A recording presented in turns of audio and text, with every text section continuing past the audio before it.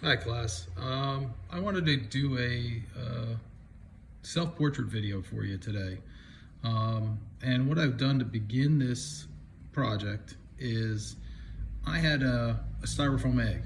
So I basically took that, put it on a stick, and then stuck it inside a jar so that it stays at a certain height.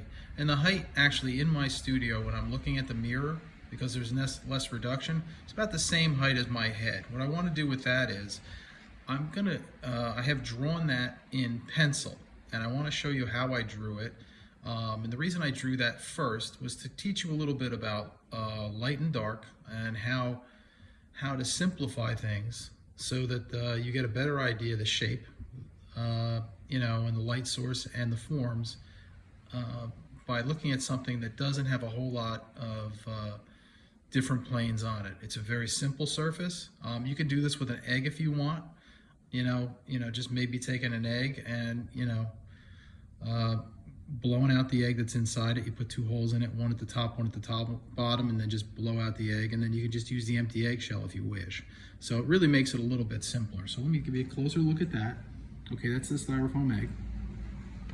And I began making a drawing of that egg like this. And I just want to go over a couple things with you.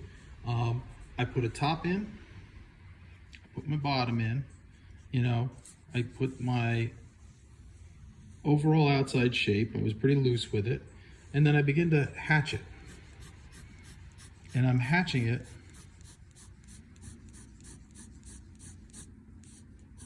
with a little bit of space in between each line. And I'm also curving it. I'm following the form a little bit as I go. And if you look closely, you'll see that certain areas are lighter than others in the video. All right, so like here's a highlight. This is light. And then you have a little bit of shadow, a little bit more shadow, core shadow, which is no reflected light, since this is lighter than that because it's receiving some light from this opposite side. All right. So that's coming from the other side. And then you have at the very edge, if you look carefully, there's some reflected shadow that kind of lightens the edge of the form. All right. Now, I'm going to show you now. I've started this one in ink. Gave myself a little bit of a start. I'm going to switch over and start using ink. And I have it. I'm using a quill. But if you notice, because my head's basically in the same position as the egg, a lot of the shading is going to be similar. And a lot of the thought process is going to be similar too. I'm just going to work now for a little bit on this and give you an idea of how I'd go about it.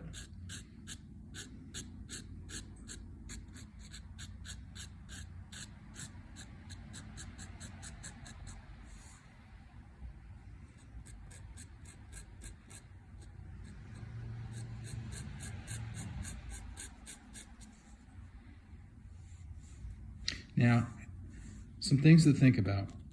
I always tell people that there are certain points on the head that don't move. One of the important points to remember is the inside fold of the eye on both sides, okay? And there's usually one eye in distance between the two eyes. It could be closer for some people, further apart. And the outside edge of the eye. So you've got the inside edge and the outside edge. Just give yourself dots to start with, okay? So you place things. And you'll notice that there's a little bit of space between the end of my eye and my ear.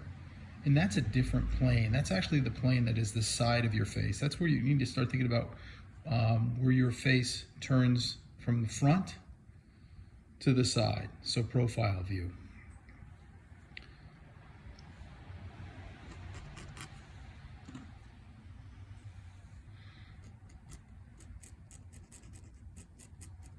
I'm going to work mostly with hatching. I'm not going to do anything too extreme right now.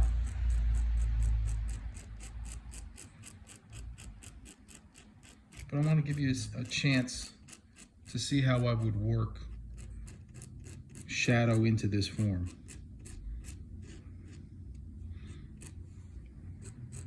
And by using a quill, my line can be very fine. Now, some general rules of thumb to think about. Okay, top of the head, bottom of the chin, all right? Okay, I've got a little bit of a double chin under here. There'll be a little bit more space underneath. My neck intersects my head at this point. You may want to indicate where your shirt or blouse comes across.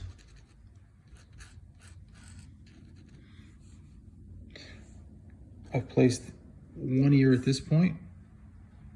I'm measuring it against the other ear. Here, here. How does that relate to my eyes?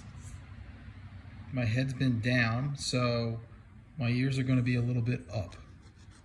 If you move your head around a little bit, and I would suggest that you do that, you'll see how different shapes form, or how different parts relate to other parts of the face.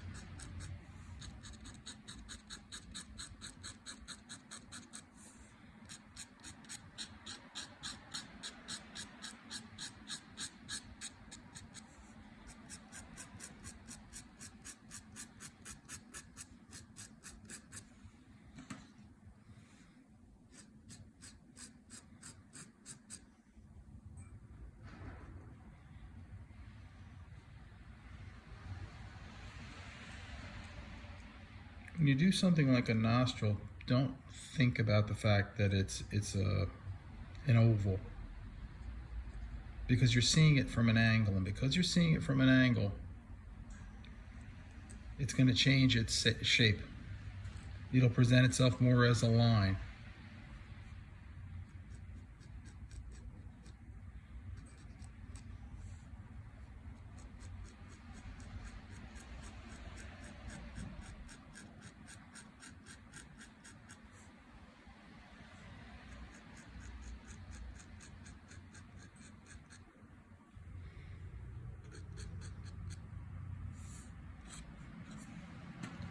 Yeah, maybe identify that highlight.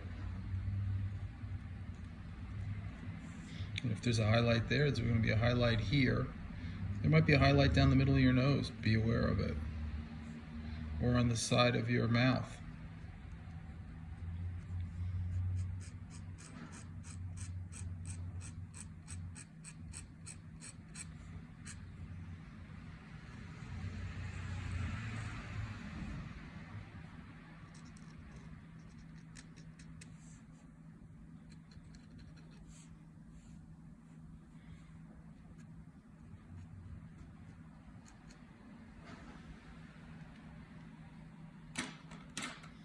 I took my glasses off. Now I want to work inside the sockets a little bit, which is really important. We tend to draw our eyes bigger than they need to be. I'd say start smaller and then work back from that.